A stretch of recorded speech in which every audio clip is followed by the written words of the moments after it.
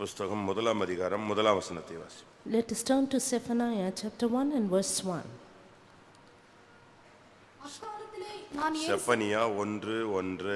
Zephaniah 1:1. ஆமோனின் புத்திரனாகிய யோசியா என்னும் யூதா ராஜாவின் நாட்களிலே எஸ்கியாவின் குமாரனாகிய ஆமரியாவுக்கு குமாரனான கெதலியா என்பவனுடைய மகனாகிய கூசின் குமாரன் செப்பனியாவுக்கு உண்டான கர்த்தருடைய வசனம். கர்த்தருடைய பரிசுத்த நாமத்துக்கு மகிமை உண்டாவதாக. Glory be to God's holy name. வேதத்திலே பெரிய தீர்க்கதரிசிகள் சிறிய தீர்க்கதரிசிகள் என்று அநேகர் இருக்கிறார்கள். There are many called the big prophets and the little prophets in the word of God. பெரிய தீர்க்கதரிசிகள் என்று சொன்னால் எரேமியா, எசாயா, எசேக்கியேல் இப்படிப்பட்டவர்கள் எல்லாம் பெரிய தீர்க்கதரிசிகள். காரணம், அதிகமான கர்த்தருடைய வார்த்தைகளை பெற்று ஜனங்களுக்கு சொன்னவர்கள். Great prophets like Isaiah, Jeremiah, Ezekiel, they were all called great because they had a lot of the word of God to deliver unto the people. இவர்கள் அநேக ராஜாக்களுடைய காலங்களிலே தொடர்ச்சியாக கர்த்தருடைய வசனத்தை பெற்று அப்போது உள்ள ஜனங்களுக்கு வார்த்தையை சொன்னவர்கள். And these were the group of prophets who delivered the word of God in continuity during the time of the reign of various kings. அவர்கள் எந்தெந்த சூழ்நிலையிலும் அவர்கள் தொடர்ச்சியாக தீர்க்கதரிசனம் சொல்லிக்கொண்டே இருப்பார்கள். And in every situation they had a continual flow of prophecy in their mouth. ஒவ்வொரு ராஜாக்களுடைய காலங்களிலும் நடக்கிற சம்பவங்களுக்கு ஏற்றவண்ணமாக கர்த்தருடைய வார்த்தைகள் அவர்கள் மூலமாய் வெளிப்படும். And the word of the Lord definitely proceeded out of their mouth according to the reign of every king. அதுக்கு ஆதாரமாக ஏசாயா 1:1 நாம் பார்க்கலாம். For example, we shall look into Isaiah 1:1. ஆமோத்சின் குமாரனாகிய ஏசாயா யூதாவின் ராஜாக்களாகிய உசியா, யோதாம், ஆகாஸ், எசேக்கியா என்பவர்களின் நாட்களில் யூதாவையும் எருசலேமையும் குறித்து உண்டான தரிசனம். அங்கே கண்ட தரிசனம். அங்கே நாம் பார்க்கும் பொழுது வேதம் சொல்லுகிறது 4 ராஜாக்கள் காலங்களிலே இவன் தீர்க்க தரிசனம் சொன்ன ஒரு மனுஷன். Here the word of God says that he was a prophet who prophesied during the reign of 4 kings. இப்படி பலரும் பல விதங்களிலே கர்த்தருடைய வார்த்தைகளை அந்த நாட்களிலே சொன்னார்கள். Likewise in those days the prophets prophesied the word of God in a variety இவங்களுக்கு of மத்தியிலே ways. சின்ன தீர்க்கதரிசிகளும் இருந்ததை நாம் பார்க்க முடியும். Among them we see of the little prophets also.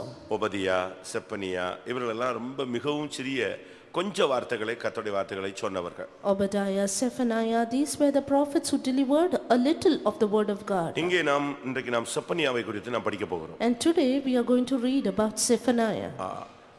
சரித்திரம் சொல்லுகிறது இந்த தீர்க்கதரிசனம் சொல்லும் பொழுது அவனுக்கு 25 வயது. The history says when he told this prophecy he was just 25. தீர்க்கதரிசனம் என்பது வயோதிபர்களுக்குள்ள ஒரு காரியம் அல்ல. Prophecy is not just meant for old aged people.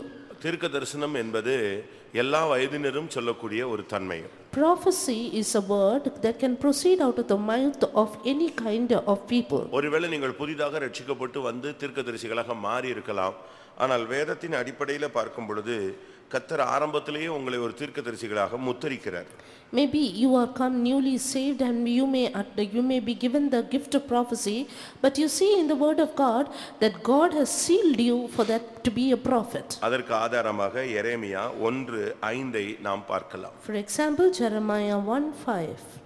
நான் உன்னை தாயின் வயிற்றில் உருவாக்கும் முன்னே உன்னை அறிந்தேன், நீ கற்பத்திலிருந்து வெளிப்படும் முன்னே நான் உன்னை பரிசுத்தம் பண்ணி உன்னை ஜாதிகளுக்கு தீர்க்கதரிசியாக கட்டளையிட்டேன் என்று சொன்னார். கற்பத்திலிருந்து வெளிப்படும் முன்னே உன்னை நான் ஜாதிகளுக்கு தீர்க்கதரிசியாக ஏற்படுத்தினேன். Even before thou camest forth out of the womb, I ordained thee a prophet unto the nations. அப்ப உலக தோற்றத்துக்கு முன்னே நம்மை குறித்து ஒரு திட்டம் இருக்கிறபடினால்தான் நாம் சபையில வருகிறோம். அது மாத்திரமல்ல, சபைக்கு தீர்க்கதரிசிகளாய் மாறுகிறோம். Therefore it is because God's plan is there even before the foundation of the world that we come to the church, and not only that we become prophets. இந்த வார்த்தையை எரேமியாவினிடத்தில் கர்த்தர் பேசின பொழுது அவனுடைய வயது மிகவும் சிறியது. When the Lord spoke to Jeremiah of this word, he was yet of little age. 1 அதிகாரம் எரேமியா 1 அதிகாரம் 6 வசனத்தை நாம் பார்க்கலாம். Jeremiah 1:6. அப்பொழுது நான் கர்த்தராகிய ஆண்டவரே, இதோ நான் பேச அறியேன், சிறு பிள்ளையாய் இருக்கிறேன் என்றேன். சிறு பிள்ளையாக இருக்கும் பொழுது இவனுக்கு இந்த தீர்க்க தரிசன வரம் அளிக்கப்பட்டது. Right when he was a child, this gift of prophecy was given over to him. அதுபோல ராஜாக்களை குறித்து நாம் படிக்கும் பொழுது Likewise when we learn about kings, 8 வயதுல ராஜாவானவர்கள் எல்லாம் நமக்கு தெரியும். We know of kings who became king when he was 8 years 7 old. வயது 8 வயதிலே ராஜாவாக்கப்பட்டு அரியணையிலே அமர்ந்தவர்கள் உண்டு. And there are people who were seated on the throne when they were 7 or 8. அப்ப இதிலிருந்து என்ன விளங்கிக் கொள்கிறோம்? From this what do we understand? சிறு பிராயத்திலிருந்தே கர்த்தருக்காக ஒரு மனிதன் உபயோகப்படுத்தப்பட முடியும். Yes, a man can be made use by the Lord while he is yet a child. மாம்சமான யாவர் மேலும் என் ஆவியை ஊற்றுவேன், அப்பொழுது அவர்கள் தீர்க்கதரிசனம் சொல்லுவார்கள். I will pour out my spirit upon all flesh and they shall prophesy. ஒரு தேவனுடைய பிள்ளை குறித்த தேவனுடைய திட்டம் அதுவாக இருக்கிறது. And that is simply the plan of God regarding the child of God. அப்போஸ்தலர் 2:17. Acts of the Apostle 2:17. கடைசி நாட்களில் நான் மாம்சமான யாவர் மேலும் என் ஆவியை ஊற்றுவேன், அப்பொழுது உங்கள் குமாரரும் உங்கள் குமாரத்திகளும் தீர்க்க தரிசனம் சொல்லுவார்கள், உங்கள் வாலிபர் தரிசனங்களை அடைவார்கள், உங்கள் மூப்பர் சொப்பனங்களை காண்பார்கள். குமாரர் குமாரத்திகள் என்ற ஸ்தானத்துக்குள்ள வரும்பொழுது நாம் தீர்க்கதரிசிகளாய் மாறுகிறோம். Once we come to the standard of sons and daughters, we become prophets. ஒரு 25 வயது வாலிபன் சொன்னதான கர்த்தருடைய வார்த்தை எத்தனையோ நூற்றாண்டுகளாக வேதத்திலே இருக்கிறது. And this word of God delivered by the 25-year-old young man is in the word of God for years together. அவனுடைய தீர்க்கதரிசனங்கள் வித்தியாசமானவைகள். His prophecies are quite different. வேதத்தில் இருக்கிற எல்லா தீர்க்கதரிசனை காட்டிலும் செப்பனியாவின் தீர்க்கதரிசனங்கள் வித்தியாசமானது. Rather than all the prophecies recorded in the word of God, this prophecy of Zephaniah is quite different. இன்னைக்கு கூட சபைகளில் சிலர் தீர்க்கதரிசனம் சொல்லுவார்கள். Even today, you know, certain people prophesy in the church. சிலருடைய தீர்க்கதரிசனம் ஜனத்தை என்கரேஜ் பண்ணும். The prophecy of some people would encourage the people, ஆனா சிலருடைய தீர்க்கதரிசனம் எப்பொழுதுமே நியாய தீர்ப்பாகவே இருக்கும். while the prophecy of some people will always be judgment. இரண்டுமே தவறல்ல.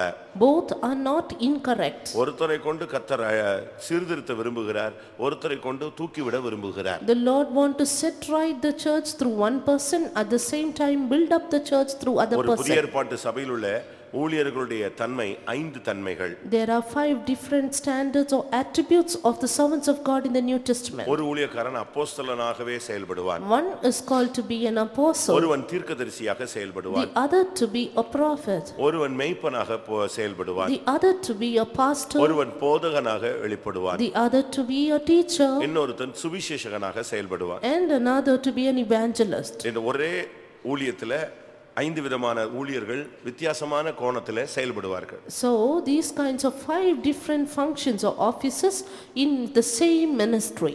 சிலர் பாருங்க எப்பொழுதும் அப்போஸ்தல பிரதிஷ்டை தான் அதிகமா பிரசங்கம் பண்ணுவாங்க. Some people will always keep preaching about apostolic ministry. ஒரு சிலருக்கு தீர்க்கதரிசன வார்த்தைகளை தான் ரொம்ப அவங்க ஃபாலோ பண்ணுவாங்க. Some others always follow the prophetical word of God, ஒரு சிலரை பாத்தீங்கன்னா சர்ச்சை அழகா நடத்துவாங்க. while some others would beautifully lead the church. ஒரு சிலர் அருமையா பிரீச் பண்ணுவாங்க. Some others would preach beautifully. ஒரு சிலர் இந்த லைன்லயே வர மாட்டாங்க. எப்ப பார்த்தாலும் வெளி ஊழியம், சுவிசேஷ ஊழியம், ஆத்துமாக்களை சந்தித்தல் இந்த ரூட்ல போயிட்டே இருப்பாங்க. Some others will not come into this line. They will all the time involve themselves in the outward ministry and in preaching to others. ஆனால் இங்கே இவனை பார்க்கும் பொழுது இவன் ஒரு தீர்க்கதரிசி.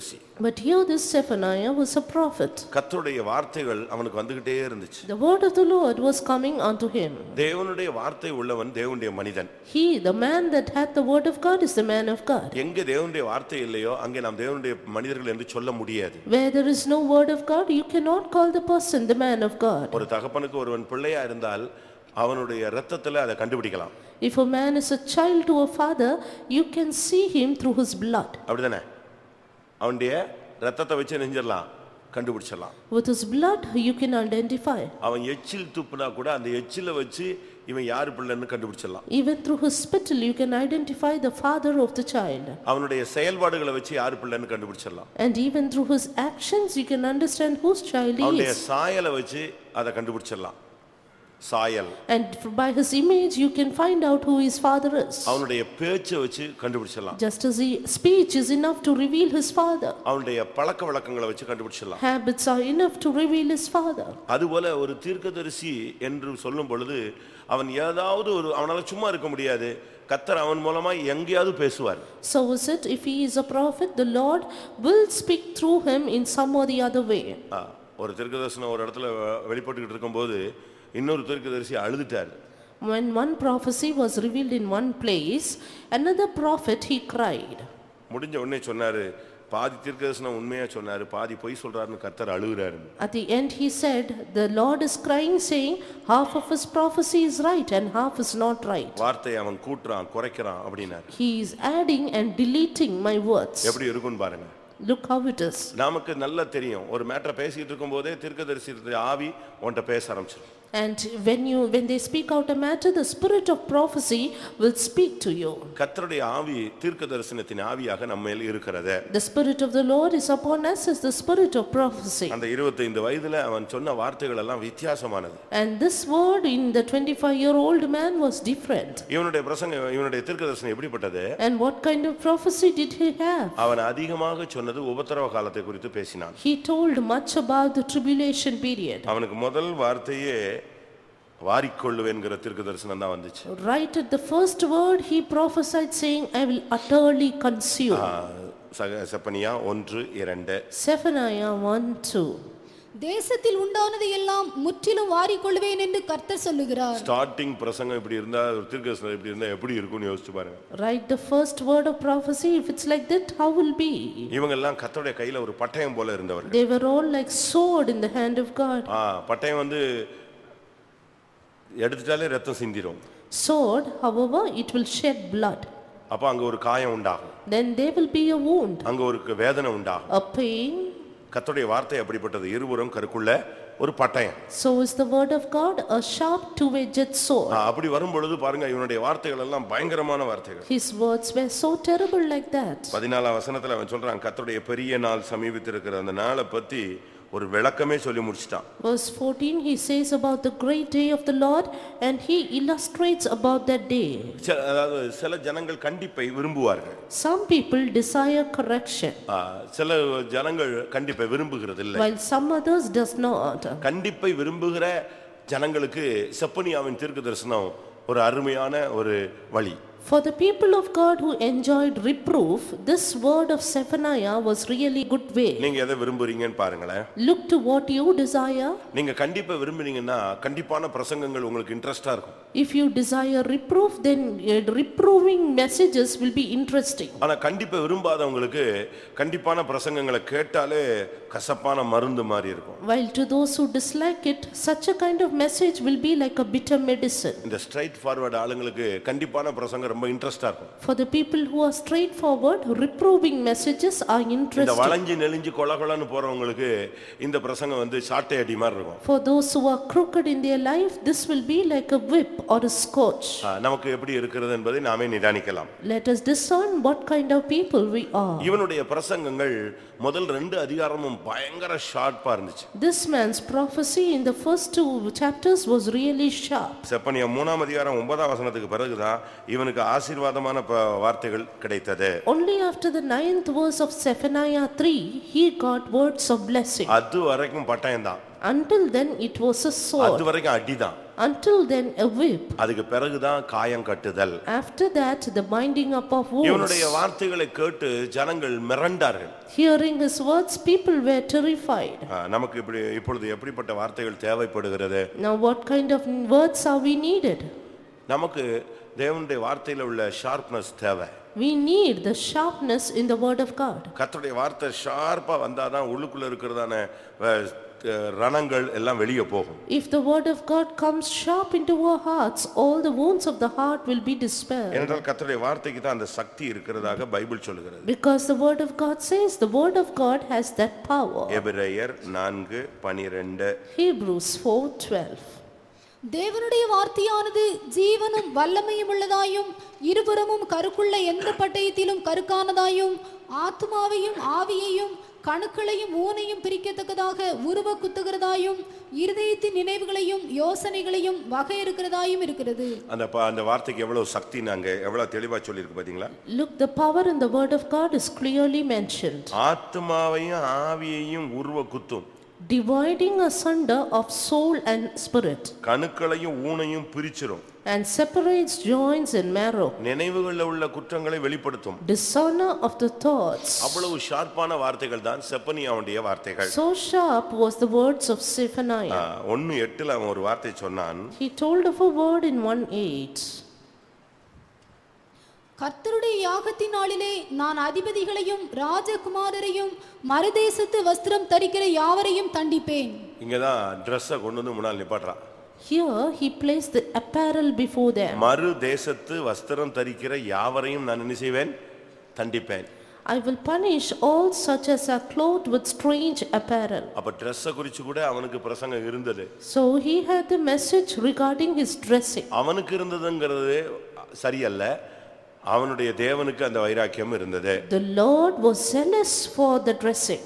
அவன் மூலமாய் அந்த வார்த்தையை தன்னுடைய மனதை தீர்க்கதரிசிகள் மூலமாய் தெய்வம் வெளிப்படுத்துகிறார். And therefore the mind of the Lord was revealed through the prophet to the church. ஆனால் இந்த நாட்களில் தேவனுடைய வார்த்தைகள் எப்படி வந்தாலும் அதை ஏற்றுக்கொண்டு அதுக்கு ஏத்த மாதிரி நம்ம சரி செய்துக்கிட்டே வரணும். In these days, however be the word of the Lord toward us, we need to rectify ourselves with it. ஒன்று, அவன் சின்ன வயதில் ஒரு தீர்க்கதரிசியாக வாலிப பிராயத்தில் ஆண்டவருக்கு பிரியமாக செயல்பட்டான். A prophet from a little age, he worked in a way pleasing to the Lord in his young stage. இரண்டாவது, அவன் ஒரு ராஜ குடும்பத்தைச் சேர்ந்தவன். And number two, he belonged to a royal family. அவனுக்கு இந்த ஃபேமிலியை பத்திலாம் பிரச்சனை இல்லை, கர்த்தருடைய வார்த்தை தான் அவனுக்கு முக்கியமாக இருந்தது. And he was not at all bothered about his family, but the word of the Lord was the matter. நல்ல குடும்பத்தில் பிறந்ததுனால தீர்க்கதரிசனம் சொல்லக்கூடாது அப்படின்னு அர்த்தம் அல்ல. ஏதோ ஏழைகள், புதுசா வந்தவங்க, ஒன்றும் தெரியாதவங்க, புதுசா வந்தவங்க தீர்க்கதரிசனம் சொல்லணும், நம்ம எல்லாம் உட்கார்ந்து கேட்கணும்னு அர்த்தம் அல்ல. It doesn't mean that a person from a good family should not prophesy, while the poor and the mean people only should prophesy. 40 வருஷ விசுவாசிக்கு 2 வருஷ விசுவாசி தீர்க்கதரிசனம் சொல்லுகிறான். And a 2-year-old experienced believer prophesies for the 40-year-old believer. அப்படிதானே? Is it? உண்மைதானே? Is it true? ஏன் அப்ப 40 வருஷ விசுவாசிக்கு என்ன ஆச்சு? கர்த்தருடைய வார்த்தை இல்லை. Then what happened to the 40-year-old believer? He has no word of God. கர்த்தருடைய வார்த்தை உங்களுக்கு இருந்தா புதியவர்கள் உங்களை தேடி வந்திருப்பார்கள். If you have the word of God in your mouth, the new people will come in search of you. அவன் தன்னுடைய குடும்பம், கோத்திரம், மரியாதை, மானம், ஸ்தானம் இதெல்லாம் பார்க்கல. தேவன் சொன்னார், பேசிட்டே இருப்பான். This man did not look at his background, his family, his status, but kept on giving the word of God. இவனுடைய பிரசங்கம் ஒரு நியாயத்தீர்ப்பின் பிரசங்கம். His preaching was all about judgment. தேவனுடைய மனதில் இருந்த வைராக்கியத்தை அவன் மூலமாக தேவன் வெளிப்படுத்தினார். And through him the Lord revealed the mind of the Lord and his zeal. இப்படிப்பட்ட ஒரு வாழ்க்கை நமக்கு தேவை. We essentially need such a life. சின்ன வயசிலேயே தேவனுடைய வார்த்தையை நாம் பெற்றுக்கொள்ள வேண்டும். Right in the young age we need to receive the word of God. இன்னைக்கு நம்ம சபையில இருக்க தீர்க்கதரிசிகள் எல்லாம் இப்ப தீர்க்கதரிசனம் சொன்னாங்கன்னா எல்லாரும் சொல்லலாம். And these days if all the prophets would prophesy, all can say. தீர்க்கதரிசிகள் என்று சொன்னால் ஊழியக்காரங்க எல்லாரும் தீர்க்கதரிசிகள் தான். All the servants of God are prophets. அப்படிதான் பைபிள் சொல்லுகிறது. That's what the word of God says. அப்ப ஒரு கூட்டத்துல எத்தனை தீர்க்கதரிசனம் வரணும்? Then in how many prophecies should come? 45 ஊழியக்காரங்க இருந்தா 45 தீர்க்கதரிசனம் வரணும். 45 servants of God, then 45 prophecies. எல்லா விசுவாசிகளும் தீர்க்கதரிசிகள்னு பைபிள்ல இருக்கு. All the believers are the prophets, the word of God says. எல்லாரும் ஊழியக்காரங்கன்னு பைபிள்ல இருக்கு. எல்லாரும் ஊழியக்காரர்கள். And all our servants says the word of God. பாவத்திலிருந்து விடுதலையாகி வெளியே வந்துட்டா நீங்கள் எல்லாரும் யாரு? ஊழியர்கள். லேவியராகமம் 25:55 பாருங்க. Leviticus 25:55.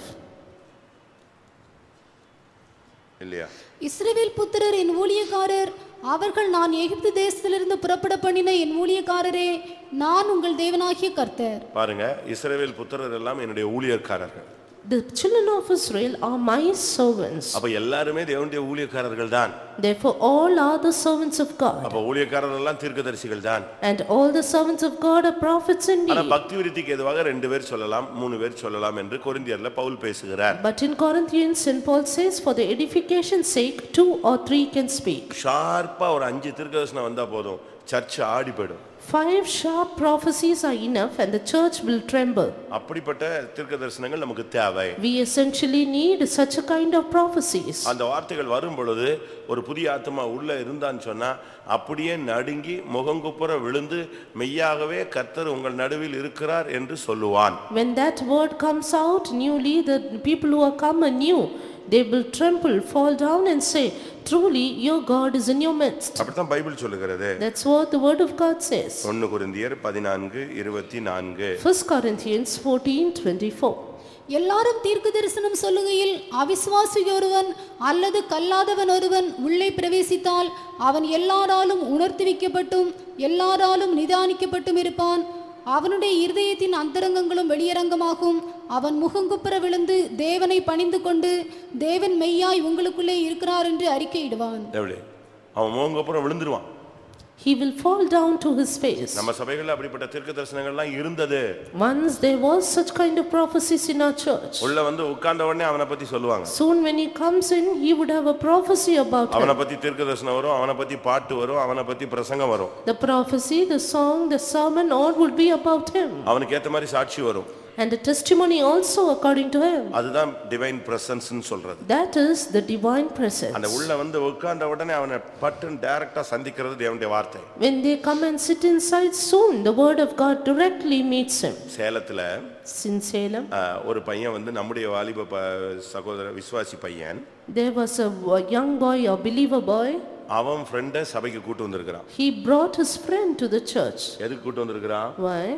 இந்த சபையில உள்ள ஒரு வாலிப பொண்ணோட லிங்க் பண்றதுக்காக கொண்டு வந்திருக்கான். To link him with another young girl of this church. அப்படி ஒரு பழக்கம் அவங்களுக்குள்ள இருந்திருக்கு. And he had such a kind of habit. அவனை இவன் கூட்டி வந்துட்டான். He brought him here. அப்ப பிரதர் சாம் கெல்லிஸ்ல இறந்தவர் அங்க இருந்தார். During that time, former brother Sam was there. Start பண்ணி கூட்டம் ஆவில நிறைஞ்சு பாட்டு முடிஞ்சு போகும்போது தீர்க்கதரிசனம் வருது. And at the நீ time, வந்து தவறான தொடர்புக்காக ஒருவனை அழைத்து கொண்டு வந்திருக்கிறாய் எழும்பு அப்படின்னு. at the time of the closing of the song, there was a prophecy. You have brought one person for a wrong link. You stand up. எப்படி இருக்கும்? How would it be? இவன் எழும்பல அவனும் எழும்பல, திரும்ப திரும்ப வருது. கூப்பிட்டு வந்தவன் எழும்புறியா, வந்தவன் எழும்புறியான்னு. And again the prophecy came. Will you who have brought that person, will you stand up or will that person stand up?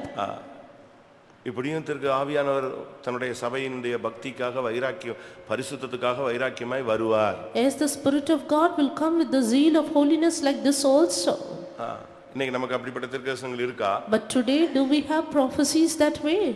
அன்னைக்கு உள்ள தீர்க்கதரிசிகள் எல்லாம் பயங்கரமா பேசினாங்க, ஆனா அது கர்த்தருடைய வார்த்தையாக இருந்தது. The pure prophets during those days spoke terribly, but that was the word of God. நீ ஏறின கட்டிலிருந்து என்ன செய்ய மாட்டாய், இறங்க மாட்டாய், நீ சாகவே சாவாய்மா, வீட்டுக்கு திரும்பி போறதுக்குள்ள செத்துருப்பான். Thou shalt not come down from the bed you got up, and then certainly that death happened. இயேசு சொன்னார் அந்த எபிரேயர்ல, நீ விசுவாசம் உள்ளவனாயிரு, பயப்படாதே, உன் பிள்ளை பிழைப்பான்னு. பிழைத்தாள்.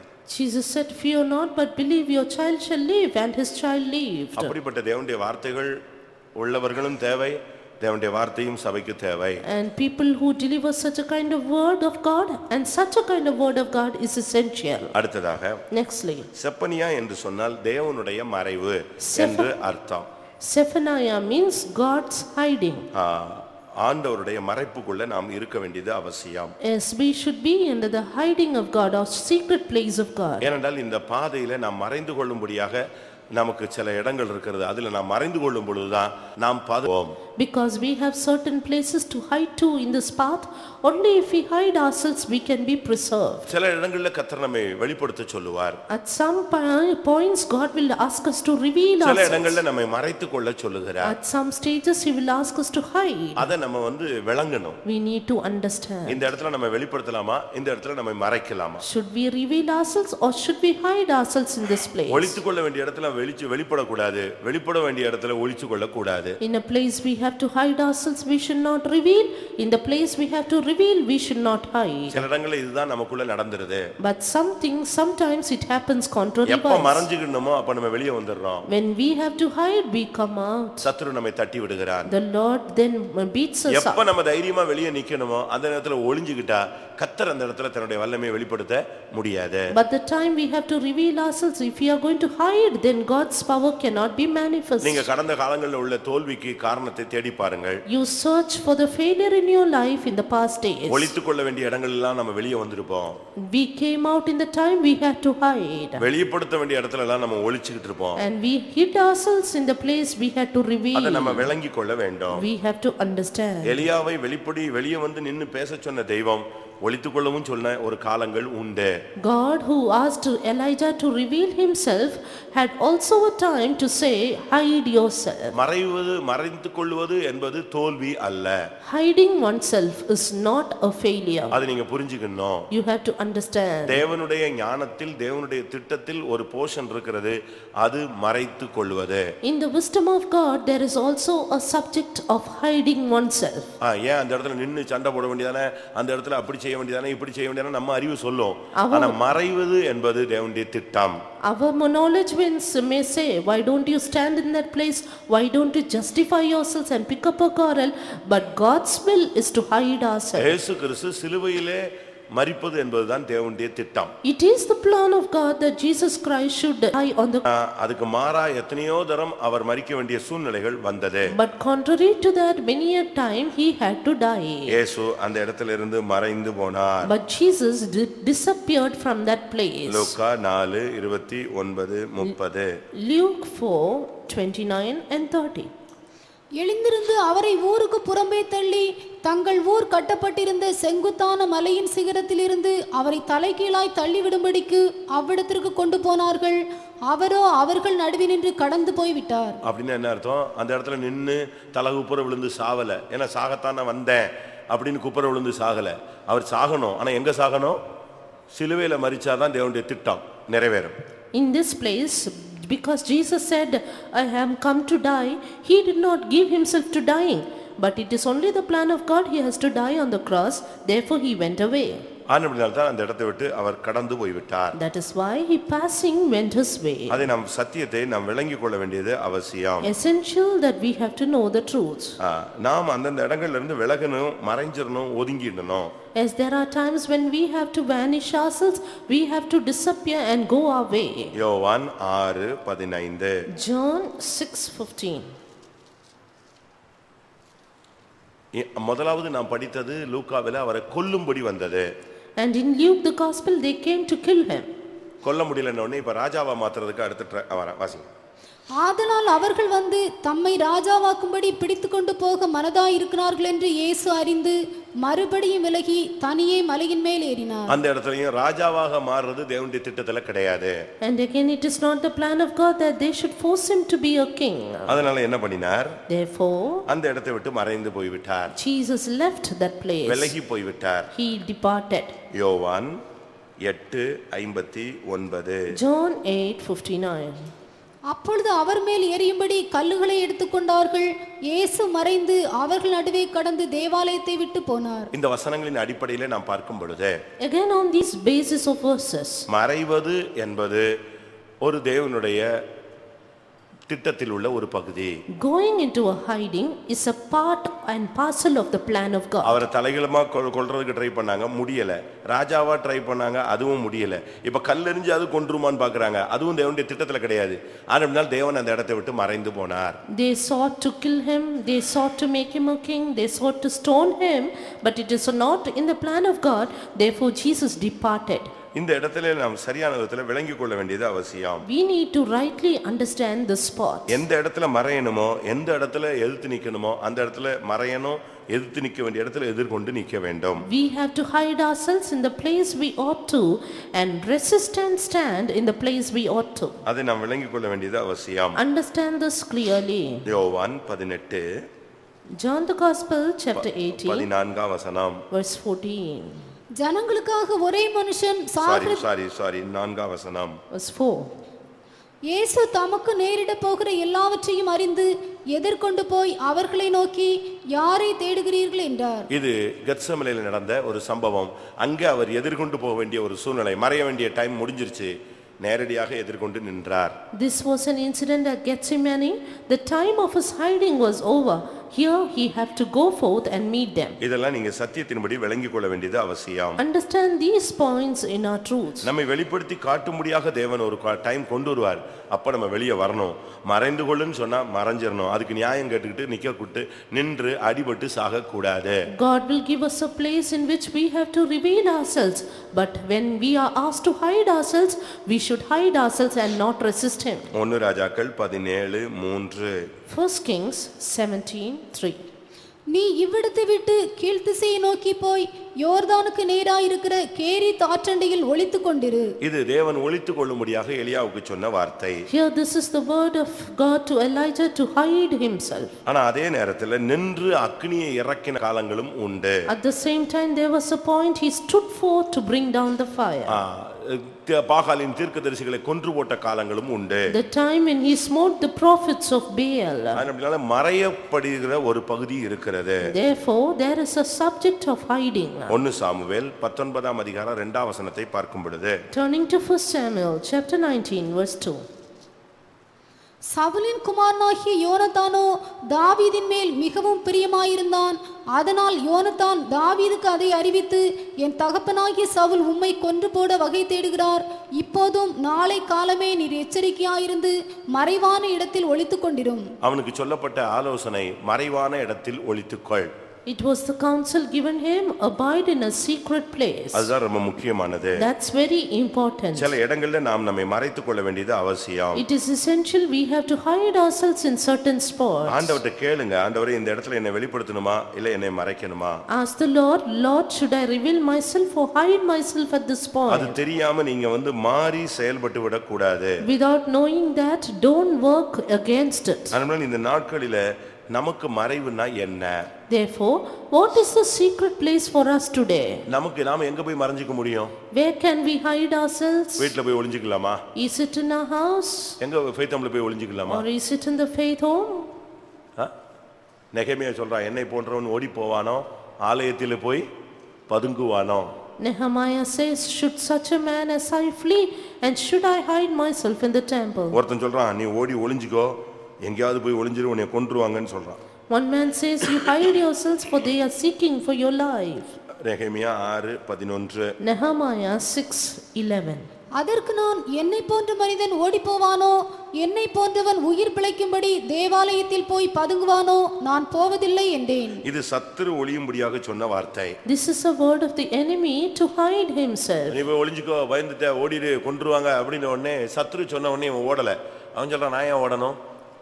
ஆண்டவர் மறைக்க சொல்லலையே, நான் நிற்பேன்னு சொல்றான். He did not flee for the word of the enemy, but he said, God did not ask me to hide, therefore I will not. ஆனா இப்ப யோனத்தான் தாவீதுக்கு சொல்றான், நீ மறைவான இடத்தில் போய் ஒளித்துக் கொண்டிரு. Now here Jonathan said to David, hide thyself in the secret place. நமக்குள்ள மறைவு என்ன? What is a secret place நாம in எங்க us? போய் மறைந்து கொள்ள முடியும்? Where should we hide ourselves? சங்கீதம் 32:7. Psalm 32:7. நீர் எனக்கு மறைவிடமாயிருக்கிறீர். ஆண்டவர் தான் நம்முடைய மறைவிடம். God is a hiding place. கர்த்தருடைய நாமம் பலத்த Thurugam. The name of the Lord is a strong tower. நீதிமான் அதற்குள் ஓடி சுகமாய் தங்கி இருப்பான். The righteous runneth into it and is saved. அப்போ ஒரு விசுவாசி, ஒரு ஊழியக்காரன் மறைஞ்சு கொள்ள வேண்டிய ஒரு இடம் சொல்கிறது, ஆண்டவருடைய நாமத்துக்குள்ள, ஆண்டவருடைய வல்லமைக்குள்ள, ஆண்டவருக்குள் தன்னை மறைத்துக் கொள்வது. A place where the servants of God and believers can hide themselves is the name of the Lord, the power of God and in him. 119ஆம் சங்கீதம். Again Psalm 119. 114ஆம் வசனத்தை பார்க்கும் பொழுது, And verse 114. என் மறைவிடமும் என் கேடகமும் நீரே. என் மறைவிடமும் என் கேடகமும் நீரே. Thou art my hiding place and my shield. ஆண்டவர் தான் நம்முடைய மறைவிடம். God is our hiding place. நாம போய் நம்மளை காப்பாத்தணும்னு சொன்னா, கர்த்தருக்குள்ள போய் மறைஞ்சிட்டீங்கன்னா எந்த வல்லமையும் உங்களை டச் பண்ண முடியாது. எந்த பொல்லாங்க நீங்கிற அக்னி அஸ்திரங்களும் உங்கள் மேல் வேதனையை உண்டாக்காது. If you want to preserve yourself, hide yourself in the Lord, and no power of the enemy can touch you. No wiles or fiery darts of the enemy can point you. அதுதான் நமக்கு பாதுகாப்பு. That is simply a protection. ஆண்டவருடைய நாமத்துக்குள்ளும் ஆண்டவருக்குள்ளும் நாம் எப்பொழுதும் நம்மை மறைச்சிக்கிட்டே இருக்கணும். We have to always hide ourselves in the name of the Lord and in God itself. நாம் நம்முடைய ஊழியங்கள்ல கூட நம்மை வெளிப்படுத்தும் போது தான் நமக்கு போராட்டங்கள் வருகிறது. Even in our ministries, when we try to reveal ourselves, we have the conflicts. அதனால தான் நம்முடைய ஊழியங்கள்ல யாரையும் மேன்மைப்படுத்துகிறது இல்ல, பேர் போடுறது இல்ல, எந்த காரியமும் செய்கிறது இல்ல. That is why in our ministries we don't put up the name, we don't reveal anyone then. நீங்கள் ஆண்டவருக்குள் மறைந்து கொள்ள வேண்டும். Hide yourselves in the Lord. கடந்த காலங்களில் நீங்கள் உங்களை மறைச்சிக்கிட்டீங்களா, இல்ல வெளியே வந்து அடிபட்டுட்டீங்களா, காயப்பட்டுட்டீங்களா? Did you hide yourself in the Lord in the past days, or did you go in to be wounded when you revealed out? ஆண்டவருடைய மறைவில இருக்கிற வரைக்கும் உனக்கு பிரச்சனையே வராது. Until you are in God's hiding, you will have no problem. ஏன்? Why? அந்த மறைவிடத்தை உடைச்சாதான் உன்னையே தாக்க முடியும். Because only when they break up that hiding place, they can attack you. ஏனென்றால் அவர் ஒரு அக்கினி மதில். He is a fiery wall. அப்படிங்கும்போது உன்னைய தொட முடியாது. And then the enemy cannot touch you. உன்னை தொடணும்னா அவருடைய கண்மணியை தொட்டாதான் உன்னை தொட முடியும். If he has to touch you, he has to touch the apple of God's eye. அப்படிதான் பைபிள் சொல்லுகிறது. That's what the word of God உன்னை says. தொடுகிறவன் என்னுடைய கண்மணியை தொடுகிறான். He that toucheth you toucheth the apple of his eye. உங்க கண்ணுக்கு நேரா ஏதாவது வந்தா உடனே உங்க கண்ணிமை மூடிக்கொள்ளும். If anything comes against your eyes, then immediately your eyes shut. தேவனுடைய மறைப்பு என்று சொன்னால் கர்த்தருடைய பாதுகாப்புல நின்னுதான் அந்த தீர்க்கதரிசனத்தை அந்த ஜனத்துக்கு சொன்னான். He, this man of God, standing in the protection of God, uttered this word of prophecy. இரண்டாவதாக, Nextly, இந்த மறைவில் இருந்தால் நமக்கு கர்த்தரிடத்திலிருந்து பதில் கிடைக்கும். if we are in this hiding place, we will receive the answer from God. ஆண்டவருடைய மறைவில் இருக்கும் பொழுது பாதுகாப்பு கிடைக்கும். Under the secret place of God, there is protection. ஆண்டவருடைய மறைவில் இருந்தா உத்தரவு கிடைக்கும். In the hiding place of God, we will have the answer. 81ஆம் சங்கீதம் Psalm 81, 7ஆம் வசனம். verse 7. நெருக்கத்திலே நீ கூப்பிட்டாய், நான் உன்னை தப்புவித்தேன். இடிமுழக்கம் உண்டாகும் மறைவிடத்திலிருந்து உனக்கு உத்தரவு அருளினேன். அந்த மறைவிடத்திலிருந்து தான் கர்த்தர் நமக்கு பதில் கொடுக்கிறார். Yes, from that secret place the Lord answers us. சில ஜெபங்களுக்கு பதில் கிடைக்காததுக்கு காரணம் நாம் கர்த்தருடைய மறைவில் இல்லை. Some of our prayers are not answered because we are not in God's hiding place. ஆண்டவருடைய மறைவில் இருந்தா நமக்கு உத்தரவு கிடைத்துக் கொண்டே இருக்கும், பதில் கிடைத்துக் கொண்டே இருக்கும். If we are in God's hiding place, we will receive the answer. மறைவிடத்திலிருந்து நான் உனக்கு உத்தரவு அளினேன். I will answer thee in the secret place. அப்ப நமக்கு பதில் கிடைக்கணும்னா நம்ம போக வேண்டிய இடம் அங்கதான். Therefore, to receive the answer, go there. ஆண்டவருக்குள்ள நம்ம இருந்துட்டோம்னா நம்மள கைட் பண்ண ஆரம்பிச்சிருவாரு. If we are under God, then He will guide us. நம்மோடு பேசுவார். He will speak to us. நம்மோடு இடைபடுவார். He will deal with us. நீ நடக்க வேண்டிய வழியை நான் உனக்கு காட்டுவேன். I will show thee the way which thou hast to உன்மேல் என் go. கண்ணை வைத்து உனக்கு ஆலோசனை சொல்லுவேன். I will set mine eyes upon thee and counsel ஆண்டவருடைய thee. மறைவில் இருந்தா நமக்கு இந்த நாட்களிலே உத்தரவு கிடைக்கும். Therefore we receive the answer under the secret place of God. 83ஆம் சங்கீதம் Again 83 Psalm, 3ஆம் வசனம். verse 3. உமது ஜனத்துக்கு விரோதமாக உபாய தந்திரங்களை யோசித்து உமது மறைவில் இருக்கிறவர்களுக்கு விரோதமாக ஆலோசனை பண்ணுகிறார்கள். எவ்வளவு ஆலோசனை பண்ணாலும் ஒண்ணும் நடக்காது. How much ever they consult, it is impossible. இங்கே ஒரு கூட்டம் ஜனங்கள் ஆண்டவருடைய மறைவில் இருக்கிறார்கள். Here one group of players are under God's hiding. உமது மறைவில் இருக்கிறவர்களுக்கு விரோதமாக அவர்கள் ஆலோசனை பண்றாங்க, ஒப்பந்தம் பண்றாங்க, என்னெல்லாமோ பண்றாங்க, ஆனா ஒண்ணுமே நடக்காது. They make crafty counsel, they consult against the hidden ones, but nothing will prosper. அப்படி ஆலோசனை பண்றவங்களுக்கு முடிவு என்ன? And what is the end of the counselors? 83 கடைசி. 83, the last verse.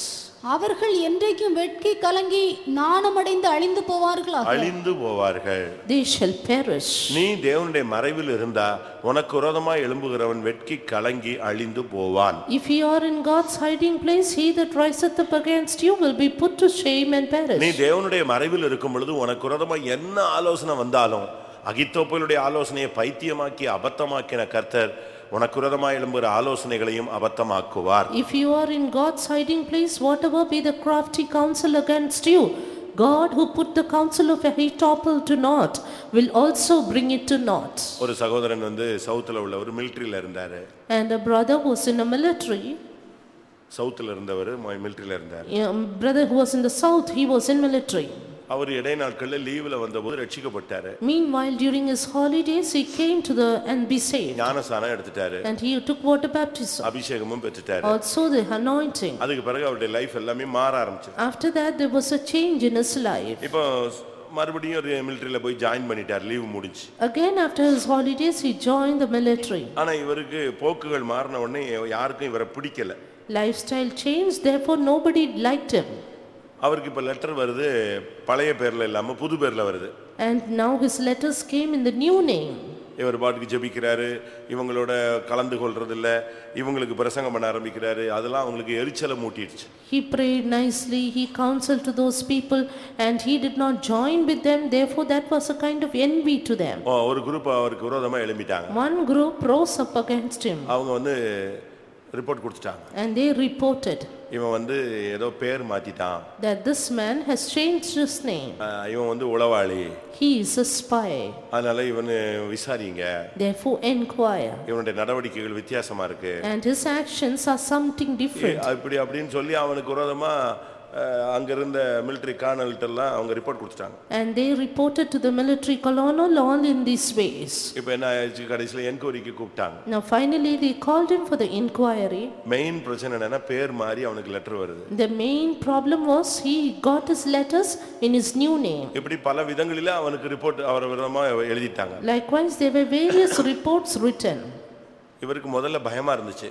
At first he was afraid. ஏன்னா மிலிட்டரியில வந்து உடனே பனிஷ்மென்ட் கொடுத்துருவாங்க. Because military people are punished soon. அதுவும் கொஞ்சம் சாதாரணமான பனிஷ்மெண்டா இருக்காது. ஒன்னு வேலை போயிடும், இல்லாவிட்டா உடனே உள்ளதுக்கு வச்சிருவாங்க. ரொம்ப நெருக்கடியான ஒரு சூழ்நிலை உண்டாக்கிடுவாங்க. That too they would put him in a tight corner, an immediate punishment. They would ask him to retire from his job or something like that. கடைசில இவர் என்கொயரி கொண்டு போய் விட்டாங்க. Finally they put him into inquiry. ஒரு வட இந்திய military officer தான் என்கொயரியில இருந்தார். A North Indian military officer was there inquiring him. அவருக்கு தமிழ் தெரியாது, இவருக்கு ஹிந்தி தெரியாது. He did not know Tamil, this man did not know Hindi. இப்படி தான் போய் ரெண்டு பேரும் நின்னாங்க. Both of them stood there. இவருக்கு நல்ல ஒரு அபிஷேகம் அன்னைக்கு வந்துச்சு. He got a very good anointing that day. என்கொயரிக்கு உள்ள போன உடனே Soon when he entered into the inquiry room, ஆவியானவர் இவர் மேல வந்துட்டார். the Spirit of God descended upon this man of God. அவர் ஹிந்தில பேச, இவர் அந்நிய பாஷையில ஹிந்தில பேச ஆரம்பிச்சிட்டார். He in unknown tongue started to speak in Hindi. தெளிவா ஹிந்தில பேசுறார். Clearly spoke in Hindi. இவருக்கு புரியுது, நம்ம பேசுறது ஹிந்தி தான், அவனுக்கு புரியுது. அப்ப ஆவியானவர் ஏதோ செய்யறாருன்னு இவரும் பேசிக்கிட்டே இருக்காரு. This man could understand that what he spoke was in Hindi, but the Spirit of God was working, therefore he was silent. இவருக்கு வந்த லெட்டர் எல்லாம் அவங்க ஏற்கனவே செக் பண்ணிருக்காங்க. They checked out all the letter that he received. எல்லாத்தையும் பார்த்துட்டு இவர்ட்ட enquiry பண்ணி பேசிக்கிட்டே வந்தான். They kept on inquiring him. அப்ப இவர் வரிசையா சொன்னார். And he said everything in line. நான் முந்தி இப்படி இருந்தேன், இப்படி போன பிறகு இயேசுவை ஏத்துக்கிட்டேன், இயேசுவை ஏத்துக்கிட்ட பிறகு என் லைஃப் எப்படி மாறிடுச்சு, இப்போ நான் எல்லாத்தையும் விட்டுட்டேன், இதுதான் ப்ராப்ளம்ங்கறத தெளிவா பேசினார். He very clearly said, at first I was like this, after that I accepted Jesus, my lifestyle changed, and now the thing comes in the new name. அவனுக்கு ஆச்சரியமா இருந்துச்சு. That man marveled. ஒரே லீவ்ல ஒருத்தன் லைஃபே மாத்திட்டார் இயேசுன்னு. See, in a single holiday Jesus changed the lifestyle of a person. அவனுக்கு ஆச்சரியமா இருந்துச்சு. He was surprised. ஓகே, நீ போயிட்டு வரலாம்னு அனுப்பிட்டான். He said, you can go and send him. இவங்க எல்லாரும் என்கொயரி முடிஞ்ச உடனே இவனுக்கு பனிஷ்மென்ட்னு வெயிட் பண்ணிட்டே இருக்காங்க. And all these people against him were waiting for the punishment. அவங்க பனிஷ்மென்ட்டே வரல. But no punishment. அவங்களுக்கு எல்லாம் ஒரே குழப்பம். They wondered, they confused. கொஞ்ச நாள் கழிச்சு பாத்தீங்கன்னா அவருக்கு ப்ரமோஷன் கொடுத்துட்டாங்க. Within few days he was promoted. அவங்களுக்கு எல்லாம் இன்னும் குழப்பம். And yet more confusion to the enemies. அந்த ஆபீசரை போய் விசாரிச்சா அவ சொன்னா, இப்படிப்பட்ட ஆளுங்க தான் நமக்கு மிலிட்டரியில ரொம்ப உண்மையான ஆளுங்க தான் தேவை, அதனால தான் நான் ப்ரமோஷன் கொடுத்திருக்கேன்னு சொன்னான். They inquired the officer and he said, we need such faithful people, therefore he is நீ promoted. ஆண்டவருடைய மறைவில் இருந்தா, அபிஷேகத்தின் மறைவில் இருந்தா, உனக்கு விரோதமா வர்ற ஆலோசனையை அப்படியே குழப்புவார் கர்த்தர். If you are in the hiding place of God, hiding place of the Spirit of God, God will confuse the counsel against you. ஆண்டவருடைய மறைவில் இருந்தால் சத்துருவின் ஆலோசனைகளை கர்த்தர் கவிழ்ப்பார். A man under the God's hiding place, a counsel against him will be put to naught. உன்னத பாட்டு 2ஆம் அதிகாரம் 14ஆம் வசனம். Song of Solomon 2:14. கன்மலையின் வெடிப்புகளிலும் சிகரங்களில் மறைவிடங்களிலும் தங்குகிற என் புறாவே, சிகரங்களின் மறைவிடங்களில் தங்குகிற என் புறாவே. O my dove, in the secret place of the stairs. இந்த சிகர மறைவு அப்படினா என்ன? What is the secret place of stairs? இல்ல கன்மலையின் வெடிப்புனா என்ன? Or the clefts of the rock. கன்மலை என்பது கிறிஸ்துவை காண்பிக்கிறது. The rock signifies Christ. அந்த கன்மலையின் வெடிப்பு என்பது கிறிஸ்துவினுடைய காயங்களை காண்பிக்கிறது. Cleft of the rock is the sufferings or the wounds of Jesus. வியாதி பலவீனமான நேரங்களிலே நாம் மறைந்து கொள்ளக்கூடிய புறாக்கள் மறைந்து கொள்ளுகிற இடம் இந்த சிகரங்களின் மறைவு, கன்மலையின் வெடிப்பு. During the time of sickness and weakness, the place where the doves hide themselves is this, the cleft of the rock or the secret place of stairs. யார் அதுக்குள்ள போய் தங்குறா? Who will abide in it? இந்த சிகரங்களின் மறைவு, கன்மலையின் வெடிப்புல தங்குகிற ஒரே பிராணி, ஒரே பறவை புறா. The only bird, the only living creature which abides in the cleft of the rock and the secret place of stairs is the dove. இதுக்குள்ள போய் தான் அது தங்கி கொள்ளுகிறது. It goes and dwells in it. அது அதுக்காக ஒரு பெரிய கூடை கட்டி கொள்றது இல்ல. And it does not build a big nest for itself. அது போய் அந்த சிகரங்களின் மறைவில போய் தன்னை தங்க வைத்துக் கொள்ளும். It goes there and abides in that place. வெளியரங்கமாக பார்க்கும் பொழுது அது புறா, உள்ளான அர்த்தத்தில் பார்க்கும் பொழுது அது உத்தமி. Outwardly to look it is a dove, but inwardly it is an undefiled. அப்படித்தான் பைபிள் சொல்லுகிறது. That's what the word of God says. உன்னத பாட்டில் நாம் பார்க்கும் பொழுது Song of Song 2ஆம் அதிகாரம் 14ஆம் வசனத்துல உன்னத சிகரங்களின் மறைவிடங்களில் தங்குகிற என் புறாவே. in 2:14, O my dove, thou that art in the clefts of the rock. ஆனா உன்னத பாட்டு 6:9 பார்க்கும் பொழுது But again in 6:9 of Song of Songs, என் புறாவோ என் உத்தமியோ தீயே. இந்த புறா என்கிற பறவையை உத்தமியோடு இணைத்து சொல்லப்பட்டிருக்கிறது. this bird dove is related with the undefiled. ஒரு தேவனுடைய பிள்ளை நாம் கர்த்தருடைய மறைவில், அதாவது சிகரங்களின் மறைவு, கண்மலையின் வெடிப்பு என்பது சூழ்நிலைகள் மத்தியிலே, வியாதிகள், பலவீனமான நேரங்களிலே நாம் போய் தங்க வேண்டிய இடம். ஆண்டவருடைய காயங்களின் மறைவில் தங்கிக் கொள்ள வேண்டும். During the time of contrary situation, in time of sickness and weakness, where the people of God should hide themselves is the secret place of God. அங்கே நாம் மறையும் பொழுது நம்முடைய காயங்கள் குணமாக்கப்படுகிறது. And there our wounds get healed. அங்கே நாம் போகும் பொழுது நம்முடைய பலவீனம் மாறுகிறது. And there our weakness is removed. அங்கே நாம் போகும் பொழுது கர்த்தருடைய மகிமையை காண்கிறவர்களாய் மாறுகிறோம். And there we see the glory of God.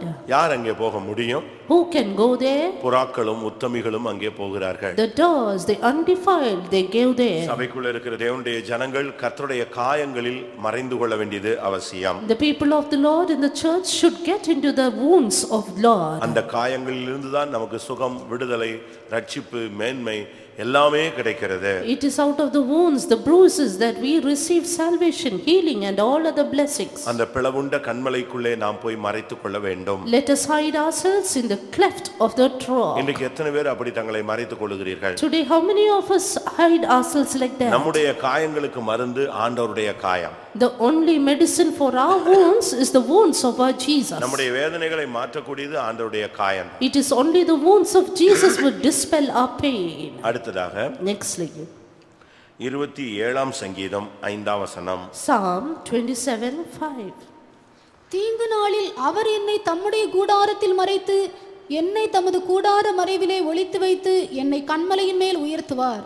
இங்கே நாம் பார்க்கும் பொழுது கூடார மறைவு என்று சொல்லப்பட்டிருக்கிறது. Here we see in the secret of his tabernacle. ஒரு தேவனுடைய பிள்ளை சூழ்நிலைகள் மத்தியில கூடார மறைவில் இருக்க வேண்டும். A child of God should be in the secret of the tabernacle at times. அது என்ன கூடாரம்? What is the tabernacle? யார் கர்த்தருடைய கூடாரத்தில் தங்குவான்? Who shall abide in the tabernacle of God? இந்த கூடாரம் என்பது சபையை காண்பிக்கிறது. This tabernacle shows the church. அவர் தம்முடைய கூடாரத்தில் மறைத்து என்னை கூடார மறைவில் ஒளித்து வைத்து என்னை உயர்த்துவார். He shall hide them in the secret place of the tabernacle and set me up upon a rock. சூழ்நிலைகள் வரும் பொழுது சபைக்குள்ள சத்தியத்துக்குள்ள மறைந்து கொள்ளுங்கள். During times and situations, hide yourself in the truth in the church of God. சபை ஒரு பாதுகாப்பான இடம். Church is a place of protection. இன்னைக்கு நம்மில் அநேகர் சபைக்குள்ள இருக்கிறபடினால தான் சத்துரு நம்மை தொடுறதில்லை. Today, because many of us are in the church, enemy doesn't touch us. அதனால தான் உன்னை மேற்கொள்ள முடியாமல் சத்துரு திணறுகிறான். That is why enemy is perplexed, unable to prevail over you. சபை ஒரு பாதுகாப்பான இடம். Church is a place of protection.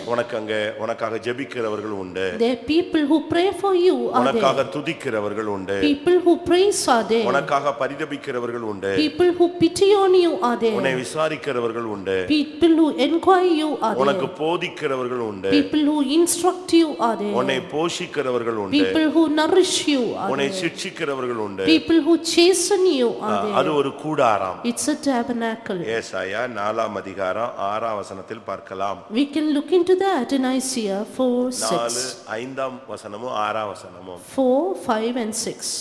அப்பொழுது கர்த்தர் சீயோன் மலையிலுள்ள எல்லா வாசஸ்தலங்களிலும் அதன் சபைகளின் மேலும் பகலில் மேகத்தையும் புகையையும் இரவில் கொழுந்துவிட்டு எரியும் அக்னி பிரகாசத்தையும் உண்டாக்குவார். மகிமையானவைகளின் மேலெல்லாம் காவல் உண்டாயிருக்கும். பகலிலே வெயிலுக்கு நிழலாகவும் பெருங்காற்றுக்கும் மழைக்கும் அடைக்கலமாகவும் மறைவிடமாகவும் ஒரு கூடாரம் உண்டாயிருக்கும். இந்த கூடாரம் தான் சபை. This tabernacle is the church. இந்த சபைக்குள்ள இந்த சபைகளின் மேலதான் கர்த்தருடைய மகிமை காவல் இருக்கிறது. In the church, upon the church is the glorious defense of இந்த God. சபைக்குள்ள இருக்கும் பொழுது கர்த்தர் பிசாசு உன்னை தொட முடியாது. As long as you are in the church, the enemy cannot touch you. இது ஒரு அதர்சனமான பாதுகாப்பு. This is an invisible safety. ஆனபடியால் முதலாவது தேவன் என்கிற அந்த நாமத்தின் மறைவுக்குள்ளே உங்களை ஒளித்துக் கொள்ளுங்கள். Therefore, first of all, hide yourself under the secret place of the name of God. அப்படி நீங்கள் மறைத்துக் கொள்ளும் பொழுது உங்களுக்கு உத்தரவு பதில் கிடைக்கும். When you hide yourself, you will receive answer from God. அவருடைய மறைவில் இருந்தால் ஆலோசனைகள் கவிழ்க்கப்படும். If under his secret place, crafty counsels will be put to அந்த naught. சிகர மறைவில் இல்லாவிட்டால் கண்மலையின் வெடிப்பின் மறைவில் இருக்கும் பொழுது உனக்கு சுகம் கிடைக்கும். In the secret place of the rock, in the stairs, you will have healing. சபைக்குள்ள இருந்தா என்ன நடக்கும்? What will happen in the church? சபையாகிய மறைவில் நீ இருந்தால் உயர்த்தப்படுவாய். If you are in the protection hiding place of church, you will be exalted. தீங்கு நாளில் தம்முடைய கூடாரத்தில் மறைத்து உன்னை கண்மலையின் மேல் அவர் உயர்த்துவார். He shall hide yourself in the secret of tabernacle and set you up upon a சபை rock. என்கிற கூடார மறைவில் நீ இருக்கும் பொழுது ஏற்ற காலங்களிலே உன்னை கனப்படுத்தி உயர்த்திக் கொண்டே வருவார். If you are in the secret of the tabernacle, the church, God will exalt you in due time.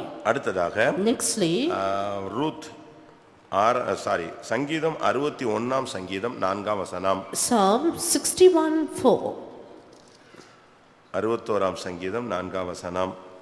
செட்டைகளின் நான் உம்முடைய கூடாரத்தில் சதா காலமும் தங்குவேன், உமது செட்டைகளின் மறைவிலே வந்து அடைவேன். செட்டைகளின் மறைவு, Covered of his wings. ஆண்டவருடைய செட்டைகளுக்குள்ள இருக்கிற வரைக்கும் நமக்கு ஒரு மகிமையான பாதுகாப்பு உண்டு. As long as we are under the wings of God, we have a glorious safety.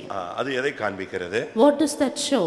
நமக்கு அடைக்கலம் கிடைக்கிற ஒரு இடம். The place where we receive defense. ஆண்டவருடைய செட்டைக்குள்ள இருக்கும் பொழுது உனக்கு நிறைவான பலன் கிடைக்கும். When we are under the wings of God, we will have a good recompense. ரூத்தின் புத்தகத்தில் நான் பார்க்கும் பொழுது Ruth, அவருடைய செட்டைகளின் கீழ் அடைக்கலமாய் வந்த உனக்கு அவராலே உனக்கு நிறைவான பலன் உண்டாவதாக.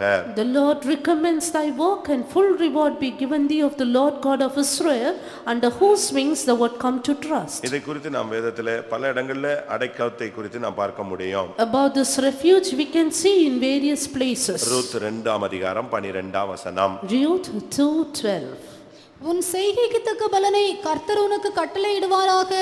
இஸ்ரவேலின் தேவனாகிய கர்த்தருடைய செட்டைகளின் கீழ் அடைக்கலமாய் வந்த உனக்கு அவராலே நிறைவான பலன் கிடைப்பதாக என்றான். ஆண்டவருடைய செட்டைகளுக்குள்ளே நாம் வந்துவிட வேண்டும். Yes, we have to come under the wings of God. ஆண்டவருடைய துதி ஸ்தோத்திரம் இவைகளுக்குள்ள நாம் மறைஞ்சுக்கிட்டா நமக்கு அடைக்கலமாய் வந்துவிட்டால் நமக்கு நிறைவான பலன் கிடைக்கும். If we hide ourselves under the praise and prayer, then we will have a full reward. இன்றைக்கு எத்தனை பேர் இப்படிப்பட்ட மறைவுகளுக்குள்ள வருகிறீர்கள்? How many of us are in this secret place? இந்த செட்டையின் மறைவினுடைய இன்னொரு பகுதி என்ன? What is another aspect of this secret place of the wings of God? 91 சங்கீதம் 1 வசனம். Psalm 91:1. உன்னதமானவரின் மறைவில் இருக்கிறவன் சர்வ வல்லவருடைய நிழலில் தங்குவான். உன்னதமானவருடைய மறைவுதான், இந்த சர்வ வல்லவருடைய நிழல் தான் ஆண்டவருடைய சட்டையை காண்பிக்கிறது. Secret place of the Most High, shadow of the Almighty is that hiding place. அடுத்த வசனம். Next verse. நான் கர்த்தரை நோக்கி, நீர் என் அடைக்கலம், என் கோட்டை, என் தேவன், நான் நம்பியிருக்கிறவர் என்று சொல்லுவேன். அங்கே நீங்கள் கீழே படித்து பார்த்தா அநேக வாக்குத்தத்தங்கள் இருக்கிறது. இது எல்லாம் உன்னதமானவருடைய மறைவில் நமக்கு கிடைக்கிற அனுபவங்கள், பாதுகாப்பு. We see many promises of God in the verses to follow. All these are the blessings under the shadow of the Almighty. 4 வசனத்துல நீ உள்ளே வரும்பொழுது அவர் செட்டைகளின் கீழே நீ அடைக்கலமாய் வந்து விடுகிறாய். Verse 4, you come under his wings for a defense. அப்ப இதிலிருந்து என்ன விளங்கிக் கொள்கிறோம்? From this what do we இந்த understand? உன்னதமானவருடைய மறைவு என்பது அவருடைய செட்டையின் மறைவு. The shadow of the Almighty is the shadow of his wings. இங்கே வரும்பொழுது நமக்கு வாக்குத்தத்தங்கள் சொந்தமாகிறது. When we come here, promises belong to us. 91 சங்கீதம் முழுவதும் வாக்குத்தத்தங்கள். Whole of Psalm 91 is promises. உனக்கு கொடுக்கப்பட்ட வாக்குத்தத்தம் இதுவரைக்கும் நிறைவேறலன்னா இன்னைக்கு நீங்க அவருடைய மறைவுக்குள்ள வந்து பாருங்க, எல்லா வாக்குத்தத்தங்களும் நிறைவேறும். If the promises regarding you is not fulfilled, today come under his wings and it will get fulfilled. இதுதான் தேவனுடைய மறைவு. This is the secret place of God. இதுதான் செப்பனியாவினுடைய விளக்கம். This is the description of Zephaniah. அவனுக்கு கர்த்தருடைய வார்த்தை இருந்தது. He had the word of God. கர்த்தருடைய வார்த்தையை அவன் வெளியரங்கமாக பேசினான். He openly spoke out God's word. எல்லாரும் கண்களை மூடுவோம். Now let us close our eyes. உங்களுடைய வயதையோ வாலிபத்தையோ வயோதிபத்தையோ நீங்கள் பார்க்க வேண்டாம். Do not look at your age. வயது, வாலிபம், வயோதிபம், At your age or at your youthfulness or your old age. இல்லாவிட்டால் இப்பொழுது இருக்கிற சரீர பலவீனம், சோர்வு, சூழ்நிலைகள், சந்தர்ப்பங்கள், பல சம்பவங்கள் இதை நினைச்சுக்கிட்டு இருக்க வேண்டாம். Or don't think of your weakness, your situations and your problems. நீ தேவனுடைய குடும்பத்தைச் சேர்ந்தவன். But you belong to God's family. நீ கர்த்தருடைய கோத்திரத்தில் உள்ளவன். You belong to the tribe of God. உனக்கு கர்த்தருடைய ஒரு வார்த்தை இருக்கிறது. You have the word of God. அந்த ஒரு வார்த்தை என்ன சொல்லுகிறதோ அதை நீ செய்வாயாக. And do whatever the word of God tells you. நீ மரிக்கும் வரை கர்த்தருடைய வார்த்தை உன்னோடு இடைப்பட்டு கொண்டே இருக்க வேண்டும். Until your death the word of God should keep dealing with you. சாகும் பொழுது கூட ஒரு வார்த்தையை பெற்றுக்கொண்டு நீ மரிப்பாயாக. And even at the time of your death get the word of God and die. தேவனுடைய வார்த்தை நம்முடைய சுவாசமாக இருக்க வேண்டும். The word of God should be the breath of our nostrils. அந்த வார்த்தை தேவனிடத்தில் இருந்தது. And that word was with God. அது தேவனாகவே இருந்தது. It was God. அது ஒளியா இருந்தது. It was light. அது ஜீவனாய் இருந்தது. It was life. இந்த வார்த்தை நம்ம கூட இருந்தா நமக்கும் ஒளியாக ஜீவனாக அது செயல்படும். If this word is in us, it will work as light in life. எல்லாரும் கண்களை மூடுவோம். Let us close our eyes. ஆண்டவருடைய மறைவுக்குள்ள கொஞ்ச நேரம் நம்ம ஓடி வருவோம். For some time let us run into the secret place of God. கர்த்தருடைய மறைவுக்குள்ள நீ உன்னை ஒளித்துக்கொள். Hide yourself in the secret place of இதோ God. அவருடைய சட்டைகள் விரிக்கப்பட்டிருக்கிறது. Behold, his wings are stretched out. இதோ உன்னதமானவருடைய மறைவில் நீ தங்கலாம். Behold, you can abide under the shadow of the Almighty. அவருடைய நிழலில் நீ போய் மறைந்து கொள். Hide yourself in his shade. இன்றைக்கு கர்த்தர் உன்னை மறைக்க விரும்புகிறார். The Lord wants to hide you today. சூழ்நிலைகள் மத்தியிலே, தீங்கு நாட்களிலே, பொல்லாத வல்லமைகள் சூழ்ந்திருக்கும் நேரத்திலே உன்னை தன்னுடைய கூடார மறைவில் ஒளித்துக் கொள்ள அவர் விரும்புகிறார். Among all your situations in your trouble, God wants to hide you under the secret place of his wings. ஆண்டவர் உன்னை மறைத்துக் கொள்ள விரும்பும் பொழுது நீயும் மறைத்துக் கொள். When the Lord wants to hide you, hide yourself. ஒரு 2 நிமிஷம் எல்லாரும் கண்களை மூடி முழங்கால் படியிறது. For 2 minutes, close your eyes and be on your knees. ஆண்டவரே, நான் உம்முடைய மறைவில் வருகிறேன், என்னை காத்துக்கொள்ளும். Lord, I come under your shadow, preserve me. நான் உம்முடைய மறைவில் வருகிறேன், எனக்கு உத்தரவு கொடும். I come under your hiding place, give me the answer. நான் உம்மில் மறைத்துக் கொள்கிறேன், எனக்கு விரோதமான ஆலோசனைகளை கவிழ்த்து விடும்.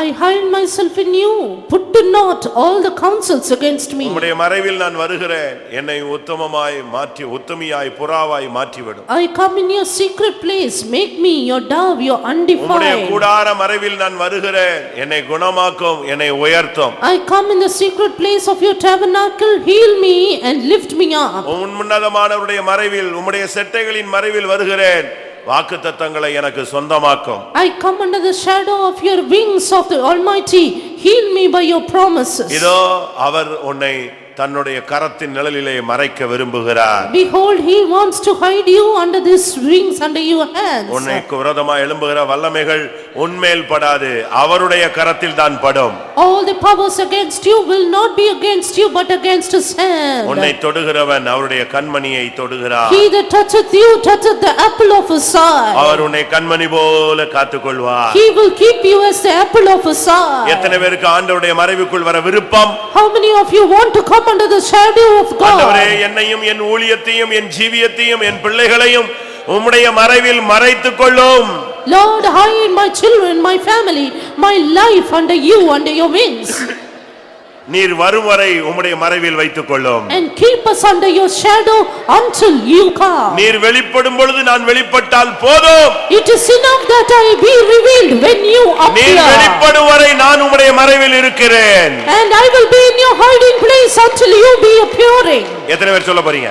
How many of you can say, ஆண்டவரே, Lord, நீர் மகிமையில் வெளிப்படும் பொழுது நான் உம்முடைய மறைவிலிருந்து வெளிப்பட்டு உம்மை நான் சந்திக்க வேண்டும். when you appear in glory, I should come forth from my hiding place and then meet you. எத்தனை பேர் அப்படி சொல்ல போறீங்க? How many of you want to say that? அது வரைக்கும் உம்முடைய கூடாரத்தின் மறைவில் என்னை வைத்துக் கொள்ளும். Until then, keep me in the shadow of your tabernacle. அதுவரை உம்முடைய செட்டைகளின் மறைவிலே என்னை வைத்துக் கொள்ளும். Until then, keep me in the shadow of your wings. அதுவரைக்கும் உன்னதமானவருடைய மறைவிலே என்னை என்னை வைத்துக் கொள்ளும். Until then, keep me in the shadow of the Almighty. அதுவரைக்கும் என்னை உம்முடைய கூடாரத்தின் மறைவிலேயே வைத்துக் கொள்ளும். Until then, keep me in the secret place of the tabernacle. அதுவரை உம்முடைய கரத்தின் நிழலுக்குள்ளேயே என்னை மறைத்துக் கொள்ளும். Until then, keep me in the shadow of your hands. நீர் வெளிப்படும் பொழுது நான் இதிலிருந்து வெளிப்பட்டு நான் உம்மை சந்திக்கிறேன். When you appear, I will come from this and meet you. நீங்கள் இப்படி கேட்டால் இப்பொழுதே தன்னுடைய கரத்தின், தன்னுடைய செட்டையின், தன்னுடைய கூடாரத்தின், தன்னுடைய கன்மலையின் வெடிப்புகளில் உங்களை மறைத்துக் கொள்வார். If you ask like this, lo, now the Lord will hide you under his hands, his wings, his cleft of the rock and his shadow.